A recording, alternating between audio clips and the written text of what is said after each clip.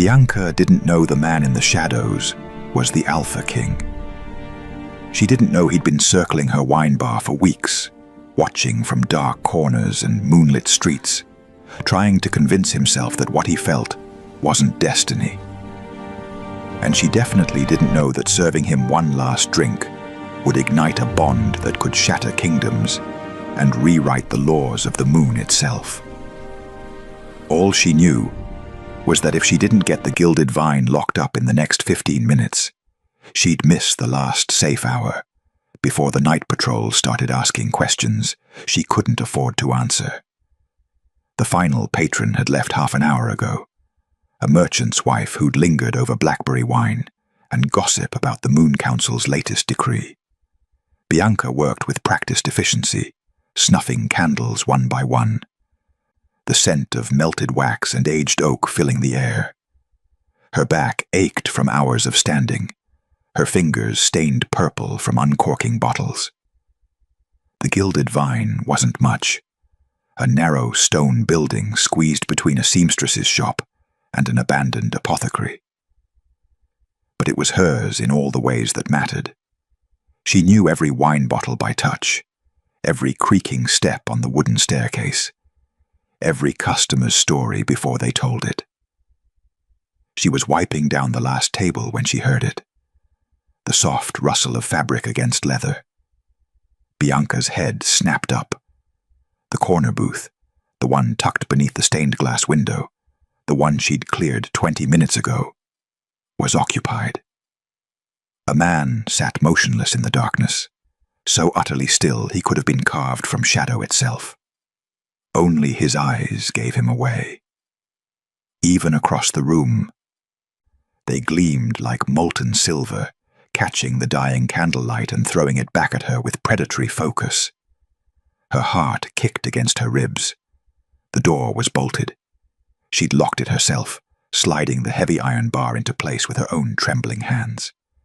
Which meant he'd been here the entire time, sitting in silence while she moved through her closing routine, watching her like prey he wasn't quite ready to claim.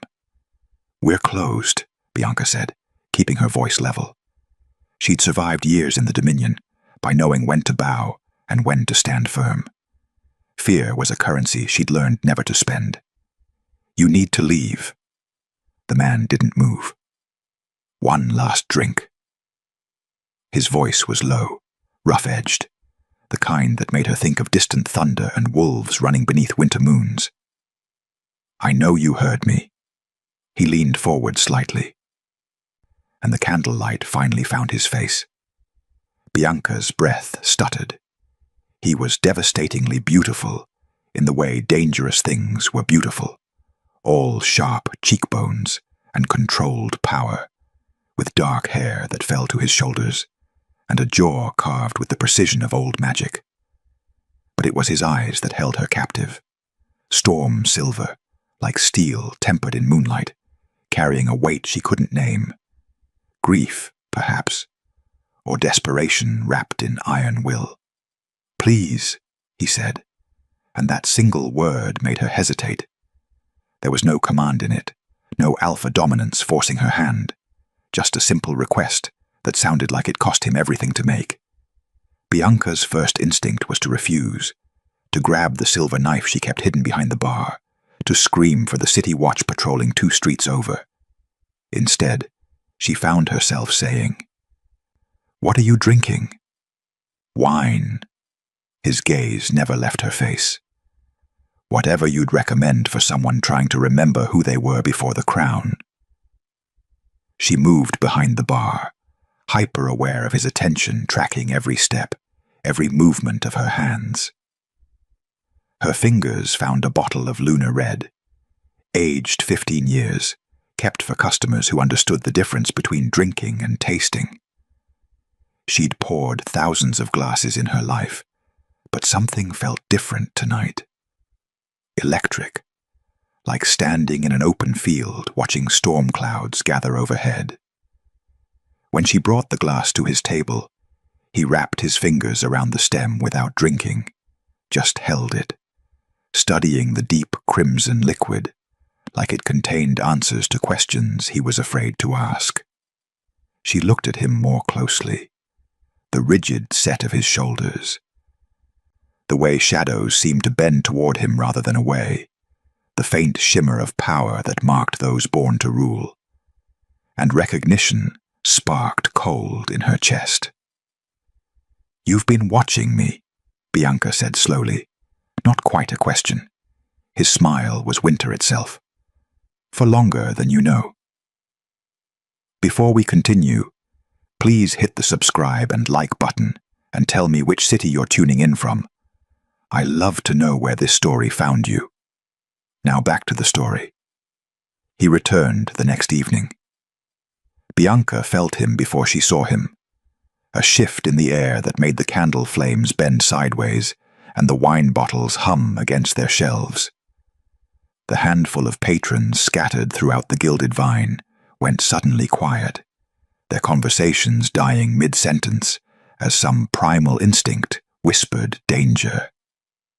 She looked up from the ledger she'd been pretending to balance, and there he was, standing in the doorway like he'd been carved from midnight itself, moonlight pooling at his feet. Tonight, he wore no pretense of shadows. He stood in full view, letting everyone see the silver-threaded coat that marked royal lineage, the predatory grace that came from centuries of bloodline dominance. The bar's energy warped around him like a stone dropped in still water.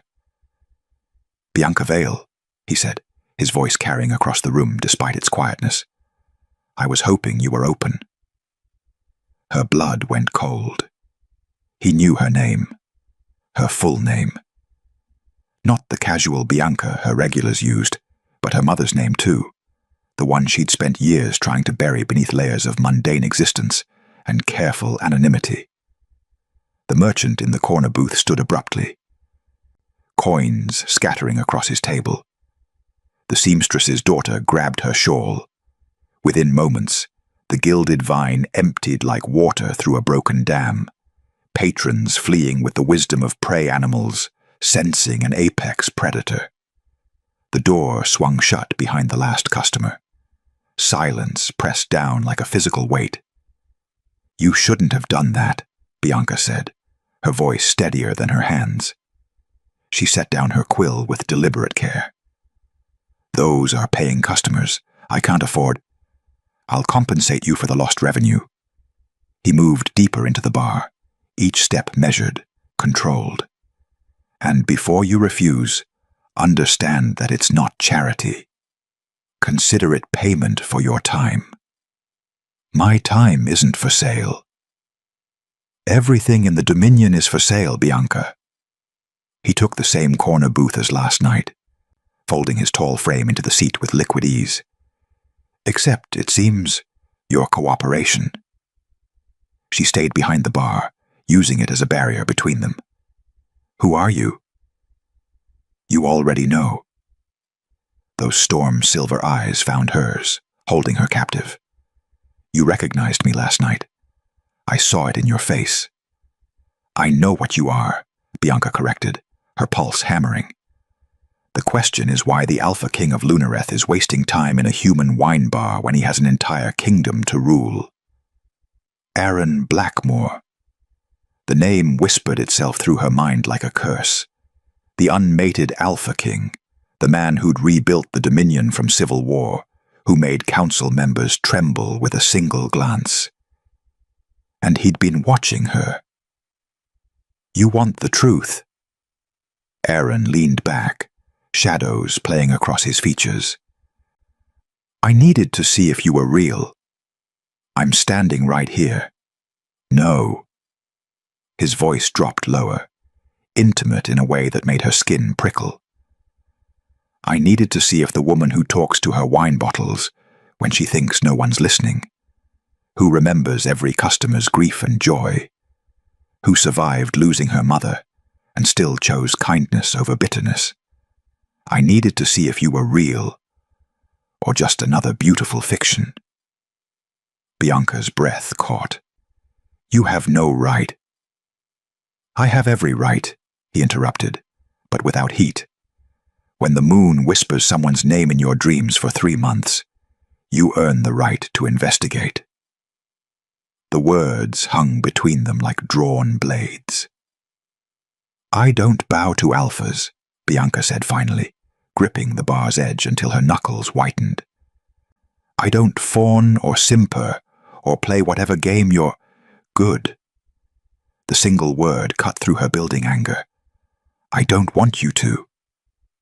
She stared at him, searching for the trap, the hidden demand.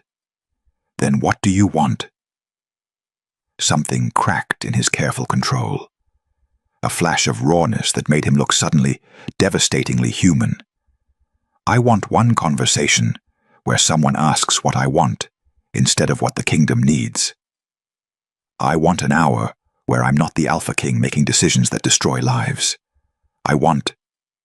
He stopped abruptly, jaw clenching. You want to remember who you were before the crown, Bianca finished, repeating his words from last night. Yes. The admission settled between them, fragile and honest.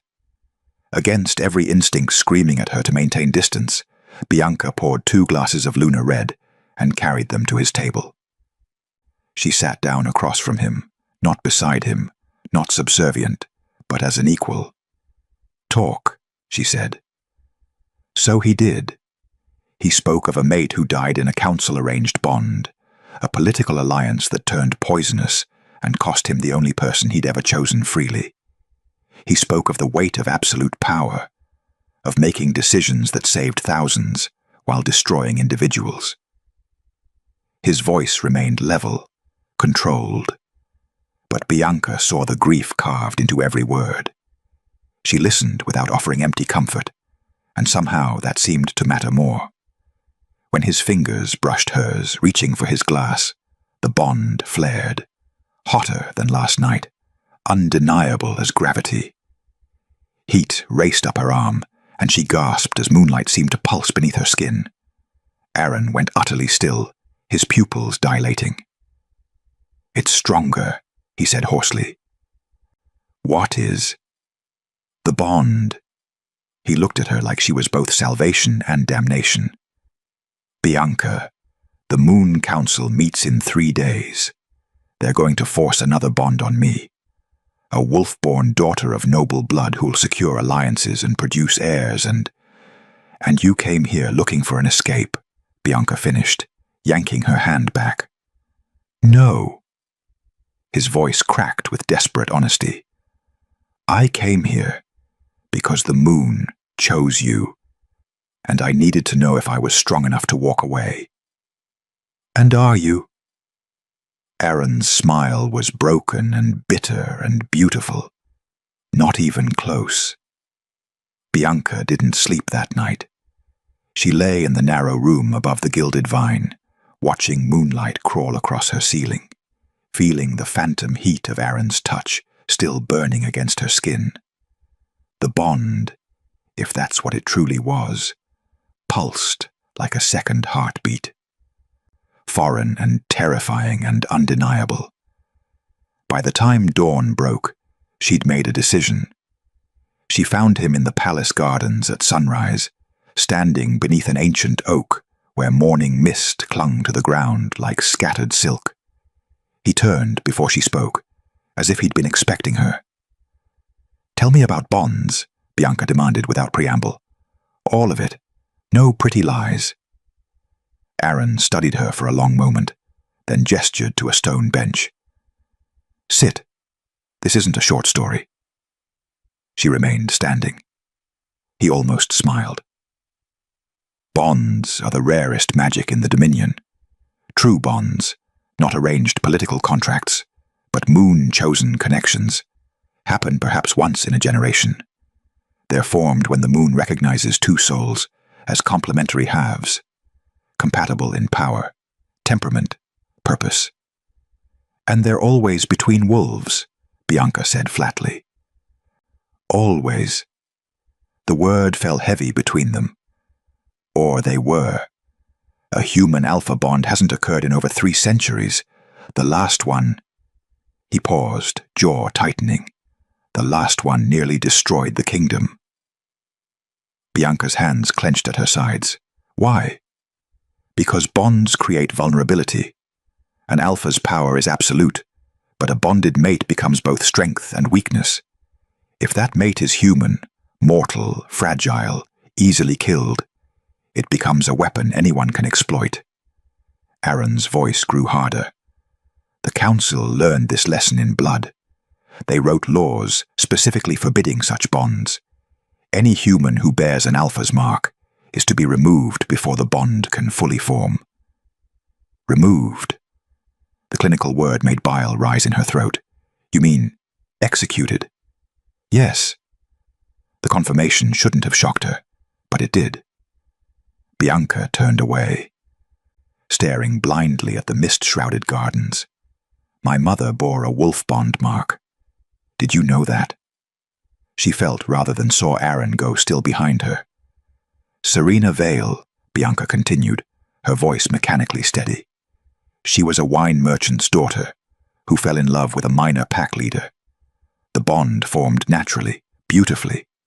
They hid it for 2 years, wrapped her wrist in constant bandages, claimed it was a burn scar that wouldn't heal.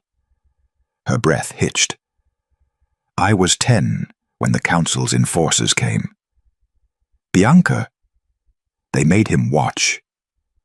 The words scraped out like broken glass. Made my father watch while they executed her in the town square for the crime of being loved by someone stronger than herself. The bond killed him 3 days later. They said his heart just stopped. Silence pressed down, broken only by mourning birds and her ragged breathing. I'm sorry, Aaron said quietly, and the rawness in his voice made it clear he understood exactly what those words cost. Sorry doesn't change the law. Bianca finally turned to face him and stopped. Blood seeped through his shirt sleeve, a dark stain spreading across the silver fabric. You're injured. She closed the distance between them before thinking, instinct overriding caution. What happened? It's nothing. A disagreement with the council turned physical. Let me see. Bianca. Let me see. Aaron's lips quirked, something almost fond flickering in those storm-grey eyes. He shrugged out of his coat and rolled up his sleeve, revealing 4 deep claw marks raking across his forearm. Already healing with wolf speed, but still vicious. Who did this? Bianca demanded, examining the wounds with practiced efficiency. Her mother had taught her basic healing before she died, skills humans needed to survive in a wolf-dominated world. Elder Malin. She objected to my attendance last night. Said I was neglecting my duties. Objected with claws? She's always been direct. Bianca found herself almost laughing despite everything. She pulled a clean handkerchief from her pocket, wine-stained but serviceable, and began cleaning the wounds with surprising gentleness. Aaron watched her work, his breathing growing measured, controlled. I didn't come looking for a bond, you know, that first night at your bar. Then why did you come? Because I was tired. The confession emerged quiet, unguarded. Tired of being the king everyone needs and no one sees. Tired of making decisions that save kingdoms while destroying hearts. Your bar was the only place in the Dominion that felt real. You felt real. Bianca's hand stilled against his skin. The bond pulsed between them, stronger now, insistent, like the moon itself was pulling them together with invisible threads. This is dangerous, she whispered. I know. They'll kill me, just like they killed my mother. I know. His free hand came up, hovering near her face without quite touching. Which is why you should walk away. Forget the bond, forget me. Live your life in peace. And you. I'll endure whatever bond the council arranges, and pretend my heart didn't choose someone else. Bianca looked up at him, really looked. Saw the king everyone feared, yes, but also the man beneath, the one who remembered names, who carried quiet grief like a second skin, who'd rather destroy himself than put her in danger. "I don't want to walk away," she admitted, the words terrifying and true. "Neither do I," Aaron breathed. "Moon help us both. Neither do I." His hand finally touched her cheek, and the bond sang between them with such intensity that Bianca gasped. This was more than attraction, more than desire. This was recognition, completion, the feeling of finding something she hadn't known she was missing. Aaron's forehead dropped to rest against hers, his breath warm against her lips. "We can't." "I know. The council." "I know." But neither of them pulled away. A sharp whistle cut through the morning air. Aaron jerked back, his entire body going rigid. Bianca followed his gaze to the garden entrance, where a figure in council robes stood watching. The man's eyes were cold, calculating, fixed on the space between them that suddenly felt damning. "They're watching you," Bianca said, fear turning her blood to ice. "No," Aaron corrected grimly, his hand unconsciously moving to shield her. "They're watching us." The summons came at midday, delivered by a stone-faced palace guard who waited with inhuman patience while Bianca wiped wine stains from her hands. "The Moon Council requests your presence," he intoned, as if reading from ancient script. "A matter concerning tavern licensing in the lower districts." Licensing. The lie was almost laughable. Bianca changed into her cleanest dress, deep burgundy, her mother's favorite color, and followed the guard through winding streets to the palace. She'd never been inside before. Humans rarely were. Unless they were servants or about to become cautioned examples. The palace was all pale stone and silver filigree, moonlight made architectural. Her footsteps echoed too loudly against marble floors as the guard led her through corridors lined with portraits of previous Alpha Kings, each one more imposing than the last. "Wait here," the guard instructed, depositing her in an antechamber outside massive oak doors, carved with lunar phases. Then he left. Bianca stood alone in the silence, her pulse hammering. Through the doors, voices murmured, too low to distinguish words, but the tone was unmistakable. Judgment, verdict, condemnation. She moved closer, pressing her ear against the wood. "Cannot allow this to continue." The voice was female, sharp as broken glass. Elder Malin. 3 nights, Aaron. 3 nights you've been seen with the human. The bond is forming. We all feel it. My personal affairs are not council business. Aaron's voice, colder than Bianca had ever heard it. Your personal affairs become kingdom business when they threaten stability. Another voice, male, smooth as poisoned honey. The law is clear. Human alpha bonds are forbidden. The consequences are non-negotiable. Silas, I'm aware of the law. I wrote half of them. Then you know what must be done. Malin again, brooking no argument. The human must be removed, quickly, cleanly, before the bond becomes irrevocable. Removed. The word echoed in Bianca's skull, overlapping with memories of her mother's execution, the crowd, the blade, her father's broken scream. But instead of fear, something else rose in her chest. White-hot and furious. Rage. You're suggesting execution, Aaron said, each word precisely enunciated. I'm stating fact, Malin replied. You are the Alpha King, the strongest wolf in 5 generations. If the bond completes with a human, every enemy we have will target her to destroy you. You become vulnerable. The kingdom becomes vulnerable. We will not allow history to repeat itself. And if I refuse? silence stretched, dangerous and taut. "Then the council will act without your blessing," Silas said smoothly, "for the good of the Dominion. Surely you understand, old friend." The doors burst open. Bianca stood framed in the doorway, trembling with fury rather than fear, her green eyes blazing. 7 council members sat in a half-circle, faces ranging from shock to barely concealed contempt. Aaron stood before them, every muscle coiled tight, looking like he was seconds from shifting. "I understand perfectly," Bianca announced, her voice ringing clear. "You're cowards who'd rather murder an innocent woman than admit your laws are barbaric." "How dare you?" Malin started. "I dare, because you're already planning my death. What more can you do? Kill me twice?" Bianca stepped fully into the chamber, ignoring the guards who moved to intercept her. "My mother died for the crime of being loved. I won't apologize for the same." "Bianca?"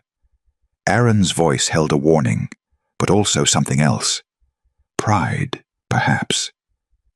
Elder Malin rose, her silver hair pulled back severe, her eyes winter-cold. She was older than the palace itself, some whispered, powerful enough to challenge an alpha and live. "The girl shows spirit. Unfortunate that spirit will be wasted.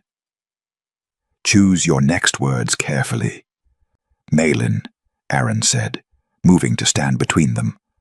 "Or what, my king?" The elder's smile was knife-thin. "Will you choose a human over your kingdom, over everything your bloodline built, over the thousands who depend on your strength remaining unchallenged?" Aaron said nothing, but Bianca saw the war raging behind his eyes. King versus man. Duty versus desire. Everything he'd built versus everything he wanted. "He doesn't have to choose," Bianca said quietly. "I'll leave. Tonight. I'll disappear so thoroughly not even the moon could find me." "No." The word exploded from Aaron. "It's the only solution that—" "No." He turned to her, and the raw desperation in his face stole her breath. "Running won't save you. They'll hunt you. They'll find you. And I won't be there to—" He stopped, jaw clenched. "Touching," Silas interjected, standing with predatory grace. He was younger than the other council members, handsome in a cold way, with amber eyes that held no warmth. "But irrelevant. The council has made its decision." He pulled a sealed parchment from his robes and placed it deliberately on the council table. Black wax, red ribbon, official decree. "As of this moment, Bianca Vale is declared a threat to kingdom stability. Immediate removal is authorized." Silas's smile was all teeth. "The king, of course, need not involve himself. We'll handle this unfortunate necessity with appropriate discretion." "You're authorizing assassins," Aaron said, his voice gone deadly quiet. "We're protecting our king." Malin's expression held no remorse, even from himself. Aaron looked at the decree, then at the council, then finally at Bianca. She saw the moment something inside him broke, or perhaps hardened into something unbreakable. "This council is dismissed," he said. "Aaron, get out." The command held such power that even the elders flinched. They filed out slowly, Malin's cold gaze promising this wasn't over, Silas's smile suggesting he'd already won. When the chamber emptied, Aaron turned to Bianca. "Pack nothing. Bring nothing. I'm taking you somewhere they can't reach. Running proves them right. Living proves them wrong." His hands cupped her face, thumb brushing her cheekbone with devastating gentleness. "Please, Bianca, let me protect you." She wanted to argue, to rage, to refuse. But the bond pulsed between them, and she felt his terror, bone deep and genuine, at losing her. "Where?" she asked. "Somewhere safe. Somewhere." Glass shattered overhead. Bianca looked up just in time to see a figure in black drop through the skylight, blade already drawn, death in their eyes. The assassins hadn't waited for nightfall. Aaron moved with inhuman speed, intercepting the assassin mid-fall. They collided in a tangle of limbs and flashing steel, hitting the marble floor hard enough to crack it. The blade meant for Bianca's throat, instead, carved a line across Aaron's shoulder. He didn't even flinch. "Run," he snarled, wolf bleeding into his voice as he grappled with the attacker. Bianca ran. Not away. Toward. She fled through palace corridors with guards shouting behind her, her heart a war drum in her chest. If they wanted her dead, she wouldn't die in the palace where Aaron would be forced to watch. She'd die on her own terms, in her own place. She'd die at the Gilded Vine. Night had fallen by the time Bianca reached the wine bar, her lungs burning, her dress torn from climbing garden walls and vaulting through back alleys. The familiar sight of her bar, crooked sign, weathered door, stained glass window catching moonlight, nearly broke her. This was home, the only real home she'd known since her parents died. And she was going to lose it. Bianca unlocked the door with shaking hands, stepped inside, and began her closing routine. If these were her last moments, she'd spend them doing what she loved. She lit candles methodically, wiped down tables, straightened bottles. The mundane rhythm steadied her breathing, gave her something to focus on besides the terror clawing at her throat. She was uncorking a bottle of Lunar Red, one last drink for herself, when the door exploded inward. 3 figures in black swept through like smoke made solid, faces hidden behind masks, blades gleaming with the sickly green sheen of moon-poisoned silver. The kind of silver that could kill wolves, or humans bonded to them. "Bianca Vale," the lead assassin said, voice muffled. "By order of the Moon Council." Bianca threw the wine bottle. It shattered against the assassin's head, red wine spraying like blood. The figure stumbled, and Bianca grabbed the silver knife she kept behind the bar, the one she'd refused to use on Aaron, and lunged. She'd never been a fighter, never wanted to be. But she refused to die quietly. The blade caught the second assassin's arm. He hissed, batting her knife away with contemptuous ease, then backhanded her across the face. Bianca's head snapped sideways, stars exploding behind her eyes. She tasted blood. "Make it quick," the lead assassin instructed. "No suffering. The king would sense it." The third assassin raised his blade, and something inside Bianca ignited. Power erupted from her core, wild, untamed, blazing silver-white. Moonlight burst from her skin in waves, throwing the assassins backward like leaves in a storm. Bottles shattered, tables overturned. The very air screamed with energy that shouldn't exist in human veins. Bianca stared at her hands, watching them glow with impossible light. "What?" she gasped. "Moon gifted," the lead assassin spat, recovering his footing. "The bond's already awakening her. We're too late." "Then we kill her anyway." They came at her again, coordinated and lethal. Bianca moved on pure instinct, moonlight pouring from her hands in defensive bursts. She had no training, no control, just raw power and desperate will. She sent one assassin crashing through her stained glass window, burned another's hands when he grabbed her wrist. But there were 3 of them, and 1 of her, and instinct could only carry her so far. A blade sliced across her ribs, pain white-hot and immediate. Bianca screamed, stumbling backward, her power flickering like a dying candle. The lead assassin advanced, raising his weapon for the killing blow.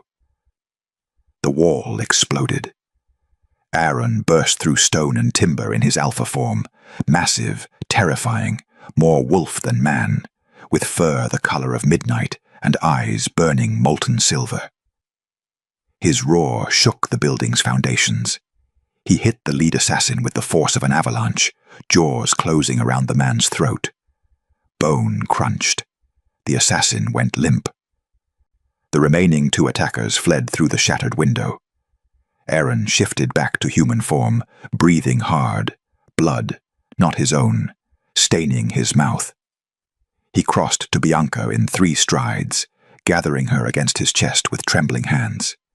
"You're hurt," he said hoarsely, pressing his palm against her bleeding side.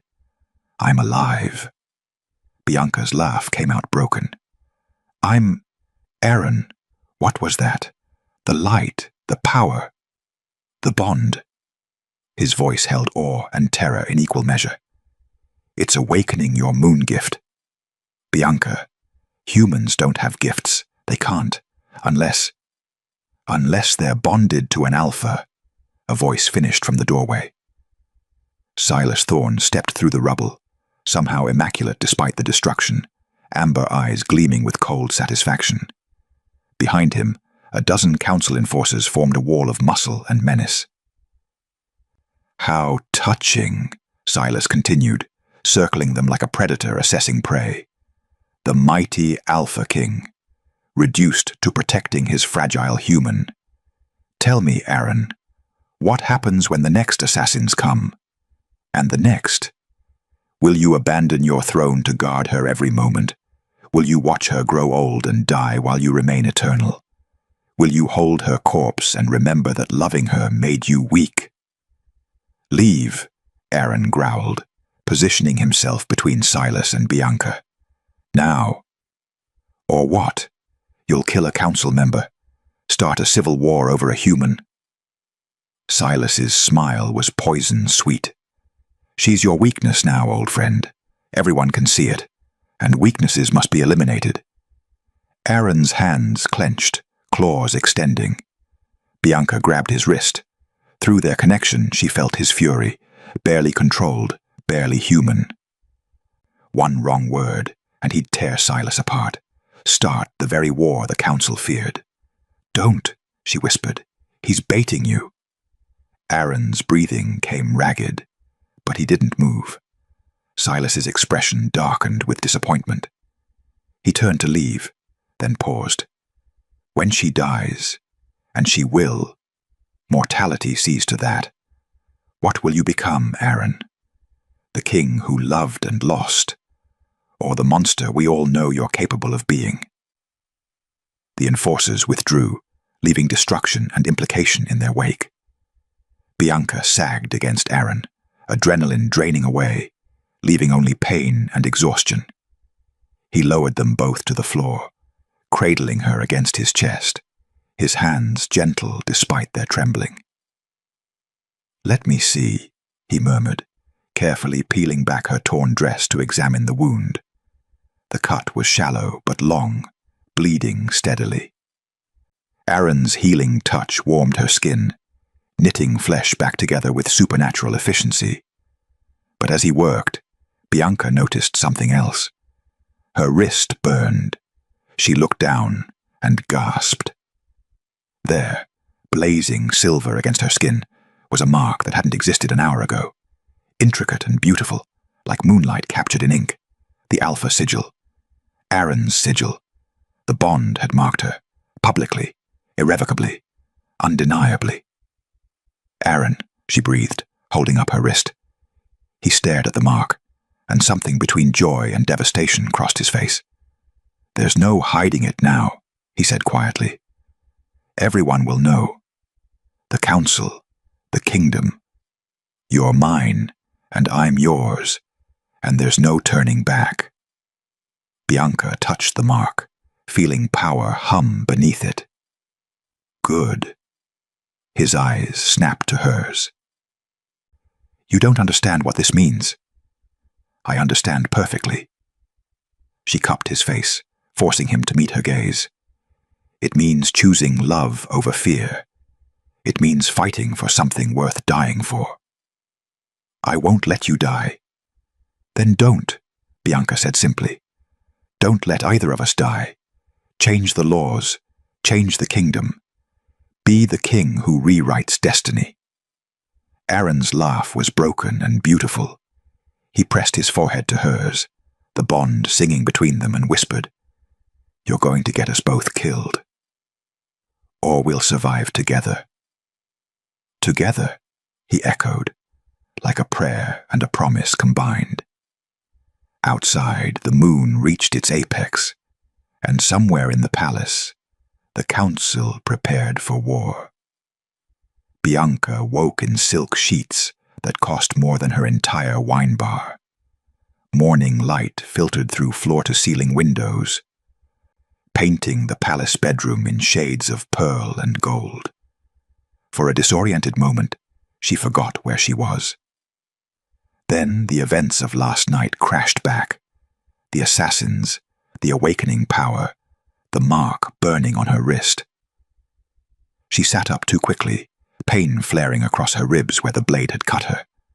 The wound was healed, barely a scar remaining, but the memory of it lingered. "Easy." Aaron appeared in the doorway, carrying a tray with tea and bread. He'd changed into simple clothes, linen shirt, dark pants, looking more like a merchant than a king. Dark circles shadowed his eyes. He hadn't slept. "The seers want to examine you this morning." "Seers?" "Moon seers. They verify bonds, interpret marks, advise the council on matters of destiny." He set the tray on the bedside table with careful precision. "They've been requesting your presence since dawn, rather insistently." Bianca looked down at her wrist. The alpha sigil gleamed silver bright in the morning light, impossibly intricate. A crowned wolf encircled by lunar phases, with vine-like patterns spiraling outward. Beautiful. Damning. "What will they say?" she asked quietly. "The truth." Aaron sat on the edge of the bed, maintaining careful distance. "That the moon chose you. That the bond is genuine and irrevocable. That you're—" He stopped, jaw clenching. "That I'm what?" "My mate. My equal. In the eyes of moon law, you're already a queen." The words hung heavy between them, weighted with implications Bianca was only beginning to understand. The seers arrived an hour later. 3 ancient wolves, gender indeterminate, eyes clouded white with prophetic sight. They circled Bianca like she was an artifact to be appraised, making soft humming sounds that raised the hair on her arms. "Show us," the eldest commanded. Bianca extended her wrist. The seer took her hand with surprising gentleness, running withered fingers across the mark. The moment they made contact, Bianca gasped. Power surged through the connection, the seer's gift touching hers, reading the bond's truth written in moonlight and magic.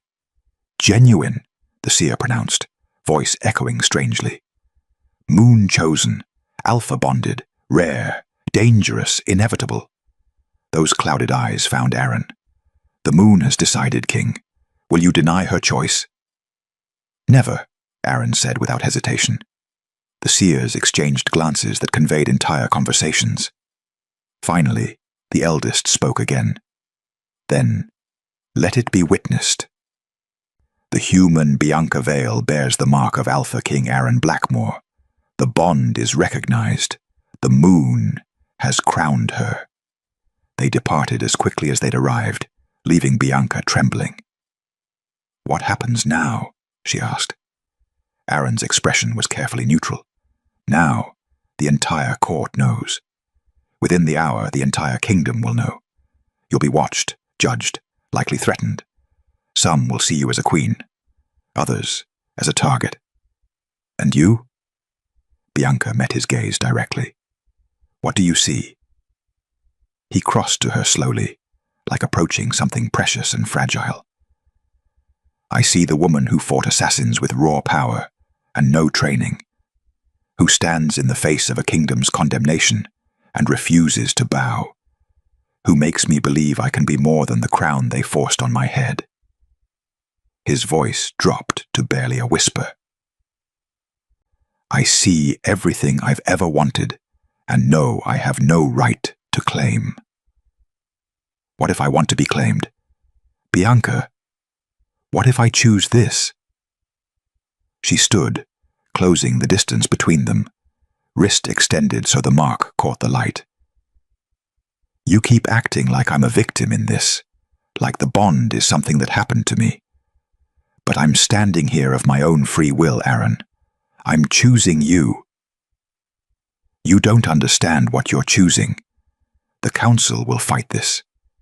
There'll be challenges to my rule, attempts on your life, political nightmares. Then we face them together. Bianca took his hand, pressing his palm against the mark. The bond flared between them, warm and right and inevitable. I'm not running. I'm not hiding. If the moon chose me, then let the kingdom see what a human can become when loved by an alpha king. Something broke in Aaron's carefully maintained control. He pulled her close, burying his face in her hair, holding her like she was the only solid thing in a shifting world. I don't deserve you, he said hoarsely. Good thing the moon disagrees. His laugh was wet, almost a sob. When he pulled back, his eyes held a fierce tenderness that stole her breath. If we do this, if we stand together publicly, there's no going back. You become a target, a political piece. Everything you were before disappears. I was alone before, running a wine bar in memory of dead parents, hiding from a world that killed my mother for daring to love. Bianca cupped his face, thumbs brushing his cheekbones. That's not living. That's surviving. You taught me the difference. Aaron kissed her then, soft, reverent, like sealing a promise neither of them dared to break. The bond sang between them, and Bianca felt his devotion, his terror, his desperate hope that somehow this impossible thing could work. When they broke apart, Aaron's expression had shifted from haunted to determined. Then we announce it properly. Tonight, at the Moon Court gathering, I present you as my chosen mate. Let the kingdom see that their king has decided. And if the council objects, then the council learns that some things matter more than politics. News of the bonded human spread through the palace like wildfire.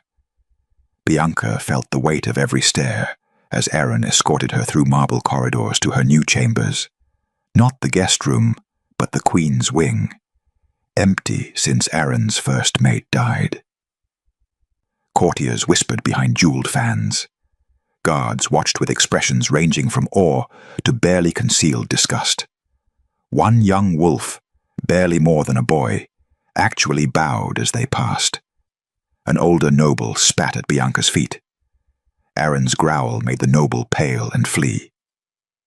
This is what you'll face, he said quietly. Every day. Some will revere you. Others will hate you for daring to exist. Let them hate. Bianca lifted her chin. I've survived worse than court gossip. They reached the queen's chambers, a suite of rooms decorated in silver and midnight blue, overlooking gardens that glowed with moonflowers. Aaron hesitated at the threshold. I won't enter unless you invite me, he said. These are your rooms, Bianca, your space. The bond doesn't give me the right to. Aaron. She smiled, taking his hand. Come inside. Relief and longing warred across his face as he followed her in, closing the door on the watching court. Later, as evening fell and they prepared for the formal announcement, a messenger arrived with urgent news. My king, the guard said, barely concealing his agitation. Silas Thorne has disappeared. His chambers are empty, his belongings gone. No one has seen him since last night. Aaron and Bianca exchanged dark glances. "He's planning something," Bianca said. "I know." Aaron's hand found hers, fingers intertwining. "But whatever he's planning, we'll face it together." Outside, the moon rose full and heavy, and somewhere in the darkening kingdom, betrayal gathered its forces.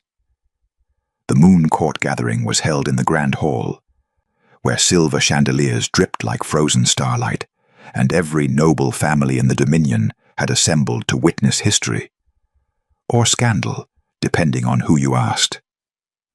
Bianca stood beside Aaron at the dais, wearing a gown the color of midnight wine, the alpha sigil on her wrist displayed for all to see. Hundreds of eyes tracked her every breath, the weight of their judgment pressed down like physical force. "Citizens of Lunareth," Aaron began, his voice carrying through the vast space with alpha command. "Tonight, I present to you." The doors exploded inward. Silas Thorne strode through the wreckage, flanked by 24 warriors in council colors. But these weren't ceremonial guards. They were battle-hardened fighters, armed with moon-silver weapons, moving with lethal coordination. Behind them came half the Moon Council, including Elder Malin, their faces set with grim determination. "Forgive the interruption," Silas said, his voice dripping false courtesy. "But we cannot allow this farce to continue." Aaron moved in front of Bianca instantly, a living shield. "Stand down, Silas. This is treason." "No, old friend. This is salvation." Silas gestured and his warriors spread out, surrounding the dais, cutting off escape routes. The gathered nobles scattered, pressing against walls, some fleeing entirely. "You've been compromised, weakened by human sentiment. The bond has made you unfit to rule." "The seers confirmed the bond," Aaron said, his voice going deadly quiet. "Moon law recognizes her." Moon law was written when Alpha Kings had the strength to lead without mortal distractions. Malin stepped forward, her ancient face impassive. "We gave you a choice, Aaron. You chose poorly. Now the council chooses for you." "By what authority?" "By the authority of wolves who've governed for centuries, while kings rose and fell." Malin's gaze flicked to Bianca with cold assessment. "Remove the human, kill the weakness, restore the king." Silas smiled. "Alive or dead, Aaron. Your choice. Abdicate willingly, and the girl lives, exiled, powerless but breathing. Resist, and we take her head along with your crown." The bond flared hot with Aaron's rage. Bianca felt his wolf rising, felt control slipping like sand through fingers. He was seconds from shifting, from tearing through everyone in reach. She grabbed his wrist, her mark burning against his skin. "Don't," she whispered. "That's what they want. They threatened you. And if you lose control, they win. They prove you're compromised." Bianca's mind raced, sorting through political implications, looking for the angle everyone else was missing. "Aaron, listen. How did Silas know about tonight's announcement? We decided only hours ago." Aaron's fury paused, confusion flickering across his face. "Someone told him," Bianca continued, speaking quickly, quietly. "Someone in your inner circle. But who benefits from a coup? Not the council. They lose legitimacy if they're seen as usurpers. Not Silas alone. He's one wolf against an alpha king." She turned to face Silas directly, ignoring the weapons pointed at her. "Unless this isn't about removing Aaron at all, it's about replacing him. With you." Silas's smile faltered. "You're not here on council orders," Bianca said, certainty crystallizing. "You're using their fears to stage a coup." "Elder Malin, when did the council vote to authorize this action?" Malin's expression cracked, confusion bleeding through. There was no vote. Silas said it was an emergency session, that Aaron had... She stopped, realization dawning. You lied. I acted, Silas corrected sharply. Someone had to. You're all too weak to do what's necessary. What's necessary? Aaron's voice had gone ice cold. Or what's convenient? Tell me, Silas, who promised you the throne if you removed me? Which neighboring pack offered you an alliance if you delivered the dominion? Silas's jaw clenched. The northern reaches, Bianca guessed, pieces falling into place. They've wanted access to southern trade routes for decades. With Aaron removed and you installed as puppet king, they'd have it. She's clever. I'll give you that. Silas drew his blade, moon silver, etched with runes of binding. Pity cleverness won't save her. He moved with supernatural speed, crossing the space between them in a heartbeat, blade aimed for Bianca's throat. Aaron met him mid-lunge. They collided with bone-shattering force, wolf against wolf, alpha power shaking the hall's foundations. Silas was strong, but Aaron was fury incarnate. He fought with the desperate savagery of a man protecting his mate, and it was terrifying to witness. Blood sprayed. Silver clashed against claw. Aaron's control shredded further with every second. Bianca saw it happening, saw him losing himself to the wolf, to the rage, becoming the very monster the council feared. If he killed Silas like this, lost in bloodlust, they'd never trust him again. She had to stop this, had to reach him. The mark on her wrist burned molten hot. Power surged through her veins, that same wild moonlight from the wine bar, but stronger now, more focused. Bianca raised her hand and pulled. Silver light erupted from her palm, wrapping around Aaron like gentle chains, not restraining but grounding. She poured everything through their bond, her love, her trust, her absolute certainty that he was more than his rage. Come back, she thought desperately. Come back to me. Aaron froze mid-strike, his claws inches from Silas's throat. His eyes, pure wolf burning gold, found hers across the distance. For a heartbeat, she saw him teetering on the edge of control. Then he breathed out, and humanity flooded back. He stepped away from Silas, shifting back to human form, standing tall despite the blood covering him. I am not the monster you fear, he said, his voice steady, addressing the entire hall. I am the king who chooses love over fear, unity over division, and I will not destroy a man, even a traitor, while lost to rage. He turned to the guards who'd remained loyal.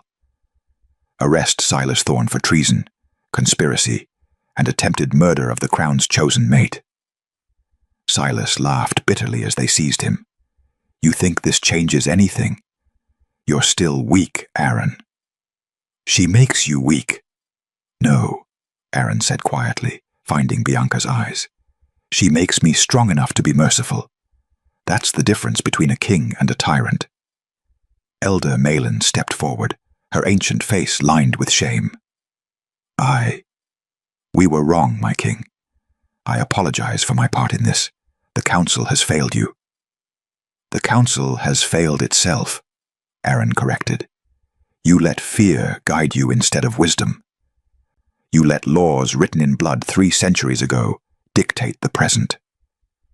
He took Bianca's hand, pulling her forward, so they stood united before the assembly. No more. The Moon Council is hereby dissolved. Gasps echoed through the hall. In its place, I will establish a new council, one that includes human voices, that recognizes bonds of choice rather than political convenience, that serves the people rather than ancient prejudice.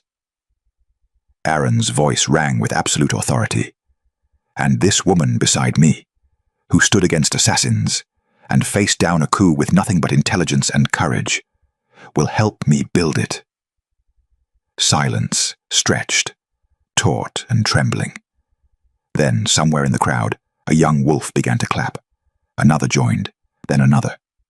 Soon the hall erupted in applause, not universal, but enough. Enough to signal change.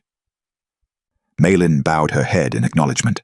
"As you command, my king." The old order had fallen, and in its place, something new, uncertain, dangerous, but alive with possibility, began to rise. The trial took 3 days. Silas Thorne stood in chains before a newly assembled tribunal, wolves and humans both, chosen for wisdom rather than bloodline. Evidence of his conspiracy with the northern reaches was damning. Sealed letters, promised trade agreements, plans to fracture the dominion from within. He showed no remorse. "I did what was necessary," Silas said when given the chance to speak. "You'll all see. A human queen will destroy this kingdom faster than any enemy army." "Then let it be destroyed and rebuilt better," Aaron replied evenly. "I'd rather rule ashes made with love than an empire built on fear." The tribunal sentenced Silas to life imprisonment in the northern fortress, isolated, powerless, alive but forgotten. Elder Malin's trial was shorter and more complex. She'd been manipulated, yes, but had also allowed her fear to overcome her judgment. She'd authorized surveillance, enabled threats, stood by while assassins were deployed. "I spent 300 years protecting this kingdom," Malin said, her voice heavy with age and regret. "Somewhere along the way, I forgot I was meant to protect its people, not just its traditions." The tribunal stripped her of council authority, but granted her an advisory role, no power to enforce, only to counsel.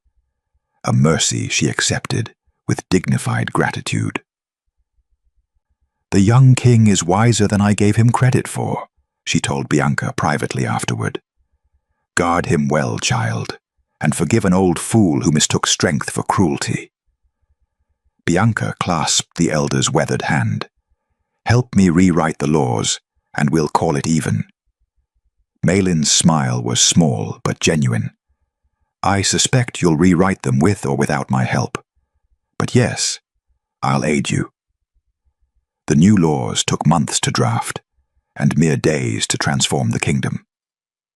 First law: all bonds required mutual consent. Arranged political bonds were forbidden. The moon might choose, but hearts must choose back. Second law: humans held equal legal status to wolves in all matters of property, marriage, and governance. No longer subjects, citizens. Third law: the Moon Council was reformed as the Unity Council, with equal representation from wolf packs and human settlements. Decisions required majority agreement from both groups. Resistance came, of course. Old noble families grumbled about tradition. Some packs threatened secession. But Aaron held firm, and slowly, grudgingly, the kingdom bent toward justice. Through it all, Bianca worked tirelessly. She mediated disputes between humans who'd never had voices and wolves who'd never had to listen. She rewrote trade agreements. She sat in endless council meetings, learning politics and law with the same focus she'd once applied to winemaking. She barely had time to breathe, let alone process what her life had become. One evening, 3 months after the coup, Aaron found her in the palace library, surrounded by legal texts and half-empty teacups. "Come with me," he said, offering his hand. "Aaron, I still have to review the Southern Territory petitions. Tomorrow, tonight, you're taking a break." She started to protest, then saw the determination in his eyes. With a sigh, she let him lead her through winding palace corridors, down servant stairs, out a rarely used side entrance. They walked through moonlit streets, cloaked and anonymous, until they reached a familiar narrow building, wedged between a seamstress's shop and an abandoned apothecary. The Gilded Vine. Bianca's breath caught. She'd barely thought about the wine bar in months, too consumed with her new responsibilities. But seeing it again, the crooked sign, the repaired stained glass window, the warm light spilling from within, felt like coming home. "I had it restored," Aaron said quietly, "replaced what the attack destroyed, restocked the wines. It's yours, Bianca, whenever you want it." She pushed open the door, and the scent of oak and aged wine wrapped around her like an embrace. Everything was exactly as she remembered, down to the position of the bottles behind the bar. "Aaron," she breathed, "this is a reminder." He closed the door, shutting out the world. "You're my mate, yes, my queen, in all but formal coronation. But you're also Bianca Vale, who talks to wine bottles and remembers everyone's stories. I won't let the crown erase that." Bianca moved behind the bar, running her fingers along the familiar wood, feeling tears prick her eyes. "Thank you." "Will you pour me a drink?" Aaron asked, settling into the corner booth, the same one where this had all begun. "One last drink, just like I asked that first night." She laughed, wet and wobbly, and selected a bottle of Lunar Red. The ritual steadied her, uncorking, pouring, carrying the glass to his table. But this time, she sat beside him instead of keeping her distance. They drank in comfortable silence, shoulders touching, the bond humming contentedly between them. "I've been thinking," Aaron said eventually, studying his wine with the same intensity he'd shown months ago, "about what comes next. More laws, more reforms, more angry nobles threatening secession. Marriage." Bianca's hand froze halfway to her glass. "Not—" Aaron set down his wine, turning to face her fully. "I'm not proposing. Not yet. Not like this." He took her hand, thumb brushing across the alpha sigil, still gleaming on her wrist. "But I wanted you to know I'm thinking about it. About asking you properly, when the kingdom settles. When you've had time to understand what this life really means." "Aaron, no pressure," he continued quickly. "We're bonded, yes, but that doesn't obligate you to anything beyond what you're comfortable with. If you want to be my mate without the crown, we'll make that work. If you want to keep the wine bar and only visit the palace occasionally, we'll make that work too. I'm not asking you to choose between who you were and who you've become. I'm saying you can be both." Bianca stared at him, this impossibly powerful king who'd just offered to reshape his entire kingdom around her comfort, and felt her heart swell to breaking. "And if I said yes?" she asked softly. "If I wanted the crown, the title, all of it?"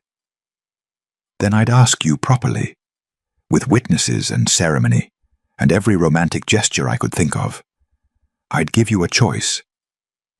"Bianca, the way my first mate never had, the way your mother never had, a real choice, made freely, without coercion or political pressure, or moon destiny forcing your hand.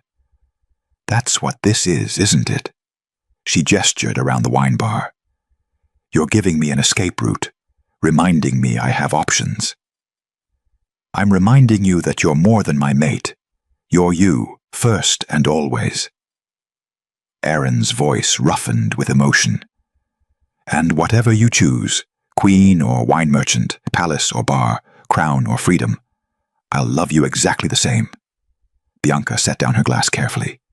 She took his face in both hands, forcing him to meet her eyes. "Ask me." "What?" "Ask me. Right now, properly. Bianca, you just said you need time to—" "Aaron Blackmore." She smiled, fierce and certain and radiant. "Ask me to marry you." His breath caught. For a moment, the Alpha King looked utterly lost, vulnerable in a way she'd never seen. Then he slid from the booth to kneel on the worn wooden floor of her wine bar, taking both her hands in his. "Bianca Vale," he said, voice shaking slightly. "Will you marry me? Not because the moon chose you, not because the kingdom needs you, but because I love you, and I want to spend whatever time we have, mortal or eternal, learning every part of who you are." The answer should have been simple, should have been immediate. But Bianca found herself hesitating, not from doubt, but from the sheer weight of what he was offering. A crown, a kingdom, a complete transformation of everything she'd known. "Can I think about it?" she asked quietly. "Not because I don't love you. I do, desperately. But because this is the first time in my life anyone's given me a real choice. And I want to honor that by making it deliberately." Aaron's smile was understanding, tinged with relief. "Take all the time you need." He rose, pressing a kiss to her forehead. "I should go. Let you think in peace." "Stay," Bianca said, "just for tonight. No king, no queen, no politics, just us and the wine." So he stayed. They talked until dawn crept through the stained glass window, painting everything in shades of amber and rose. They spoke of childhoods and dreams, of fears and hopes, of the future they might build together, if she said yes. When Aaron finally left, slipping out before the city woke, Bianca stood alone in her wine bar, the weight of an unanswered proposal resting gently on her shoulders. Outside, the moon faded into morning light, and somewhere between heartbeats, Bianca began to understand what her answer would be. 1 year later, on the anniversary of the night Aaron first walked into the Gilded Vine, Bianca stood before a mirror in the Queen's chambers, adjusting a crown that still felt foreign on her head. It had taken her 3 weeks to answer his proposal, 3 weeks of walking the line between who she'd been and who she was becoming, 3 weeks of visiting the wine bar daily, pouring drinks for regulars who treated her the same as always, reminding herself that crowns were worn, not absorbed into skin. When she'd finally said yes, Aaron had wept. The wedding had been held in the grand hall, wolves and humans celebrating together. The first time in the Dominion's history such unity had felt possible rather than forced. Bianca wore midnight wine and silver. Aaron wore traditional alpha regalia. And when they'd spoken their vows, the bond between them had blazed so bright that even the humans in attendance claimed they could see it. 6 months as queen had taught Bianca that power was less about crowns and more about the courage to use it justly. She'd opened 3 more wine bars, each employing humans and wolves equally. She'd established scholarship programs for human children. She'd sat through endless council meetings, learning when to compromise and when to stand immovable. She was still learning, still becoming. But tonight wasn't about kingdoms or politics. Tonight was about the beginning. The Gilded Vine had been transformed for the evening. Moonflowers draped across the ceiling, their petals glowing soft silver. Candles covered every surface. And the guest list was deliberately small: close friends, loyal council members, and regulars from Bianca's early days, who'd known her long before she was queen. Aaron found her in the back room, running her fingers over wine bottles, with the same reverence she'd always shown. "Having second thoughts about the party?" he asked gently. "Having first thoughts about this one?" She pulled out a bottle covered in dust, the label barely legible. "I've been saving it. From the year my mother met my father. I thought tonight seemed appropriate." Aaron crossed to her, gathering her into his arms with the easy intimacy of a year's worth of nights spent learning each other's rhythms. "She would have been proud of you." "I hope so." Bianca leaned into him, breathing in pine and iron and home. "Some days I still can't believe this is real, that I'm here, with you, alive, when I should have been killed for daring to exist. You didn't just exist, you transformed a kingdom. He pressed a kiss to her temple. Ready to face our guests? Almost. She pulled back, studying his face, the sharp angles she'd learned to trace in darkness, the storm-grey eyes that still held her captive. Thank you. For what? For asking, for waiting, for giving me the choice. Bianca smiled, touching the crown on her head. For making sure I knew I could say no. You can still say no, Aaron pointed out, only half joking. Abdication is always an option. Not a chance. She took his hand, their marks, matching now, his wrist bearing her sigil as hers bore his, glowing in the dim light. You're stuck with me, Alpha King. Forever? At least until the wine runs out. His laugh was warm and real. The sound of a man who'd learned to be happy. The celebration was everything Bianca hadn't known she wanted. Wolves and humans mingled freely, sharing food and stories and laughter. The seamstress's daughter taught a young wolf traditional human dances. Old Roger, the landlord who'd once threatened to dock Bianca's wages, toasted her success with tears in his eyes. Even Elder Malin attended, offering stiff but genuine congratulations. Bianca moved through the crowd, pouring wine and collecting stories, feeling more herself than she had in months. This was what she'd wanted when she'd said yes, not to lose who she'd been, but to expand it. To be both queen and wine merchant, leader and listener, crown and commoner. As midnight approached, Aaron found her again. The crowd had thinned, leaving only their closest friends scattered throughout the bar, talking quietly over final glasses. Come with me, he said, gesturing toward the corner booth.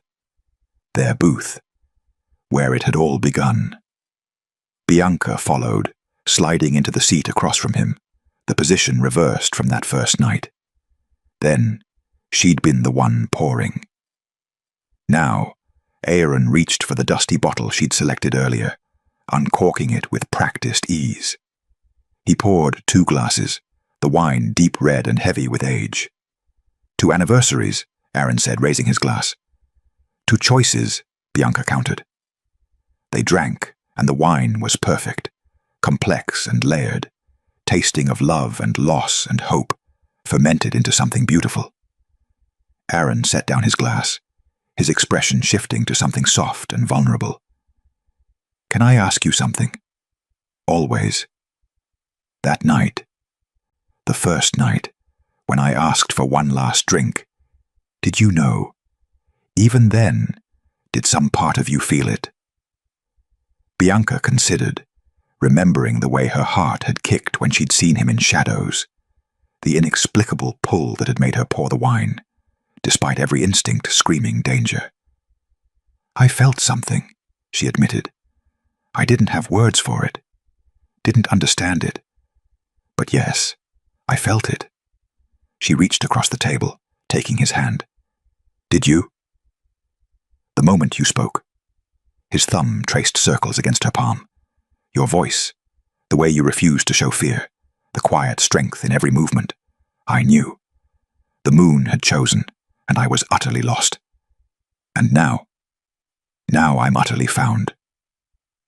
The bond hummed between them, steady and sure, no longer a wild thing but a cultivated connection, tended with care and watered with choice.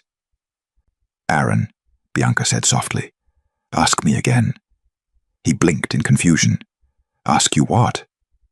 What you asked that first night. I want to hear it again, 1 year later, in the same place, with everything different. Understanding dawned. Aaron's smile was slow and devastating, tinged with the memory of who they'd been and the certainty of who they'd become. He leaned forward, moonlight catching in his eyes, and asked in that same low, rough-edged voice that had haunted her dreams for months. One last drink? But this time, Bianca heard the real question beneath. Not a request for wine, but an invitation to forever. To every night and every morning, to kingdom building and wine pouring, to being queen and woman and mate and herself all at once. No, she said, her smile radiant. Aaron's expression flickered with surprise. Not one last drink, Bianca clarified, standing and circling the table to settle beside him instead of across from him. Every drink, every night, every choice, for as long as we both shall live. She kissed him then, tasting wine and promise, and the future they'd built from moonlight and defiance. When they broke apart, Aaron rested his forehead against hers. The moon chose well. The moon chose first, Bianca corrected gently, but love chose back. That's what made the difference. Outside, the moon reached its apex, bathing the Dominion in silver light. In the palace, new laws protected those who'd once lived in fear. In the streets, humans and wolves learned to see each other as equals. And in a small wine bar wedged between a seamstress's shop and an abandoned apothecary, a queen and her king reminded themselves that some things, love, choice, hope, were worth fighting for. The moon had whispered destiny, but they had chosen each other, and that, in the end, was the most powerful magic of all. The end. If you loved Bianca and Aaron's story, let me know in the comments, and don't forget to hit subscribe for more stories where love rewrites destiny.